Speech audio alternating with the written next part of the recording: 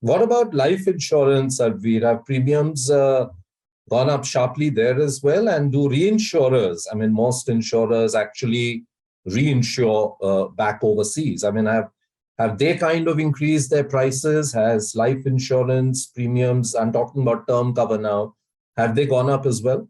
So term insurance went through a very steep price rise, Vivek, far steeper than what has happened in health insurance. And there were two reasons for that. One is that even pre-COVID, the pricing in the Indian market had become somewhat unsustainable. I think the pricing had been driven down to a point which was frankly very consumer friendly, but unfortunately it was not good. It was not covering the experience from a insurance company perspective.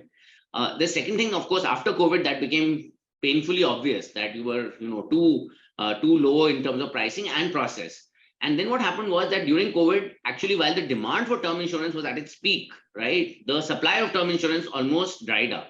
The reinsurers were not interested, and they started, they made the process far more stringent, both in terms of financial underwriting, in terms of the financial documents needed, and secondly, in terms of the medical process. So they insisted on a physical, medical, etc., etc. So we've gone through that phase where I think term actually kind of went down a little bit. But now again, I think in the last 6 months, we've seen a very nice improvement in the growth rates. And I think more and more people are again searching for term. The good news is that the process has become smoother now. But yes, the pricing is definitely much higher than it was in 2019.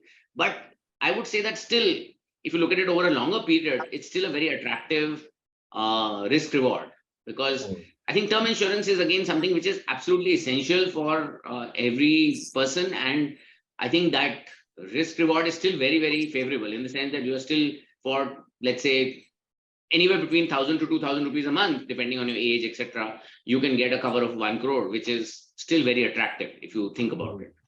So yes, term insurance has gone through that same journey, but in a relatively steeper way.